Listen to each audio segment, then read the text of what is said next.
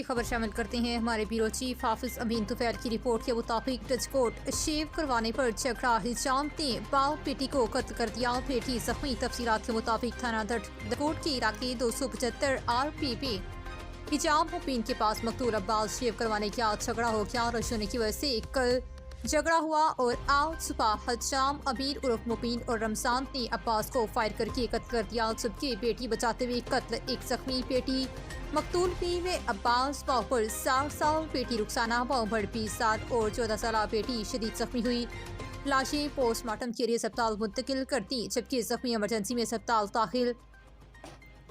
वाक़े की इत्तला मिलते ही टचकोट पुलिस भारी नफरी के हमरा मौके पर मौजूद SP Iqbal town, Abid Hussain Zafar DSP और SHO मौके मौजूद। मरकजी मुलजिम अमीर उर्फ मुबीन और रमजान थे, जिनमें से रमजान को पुलिस ने गिरफ्तार कर लिया।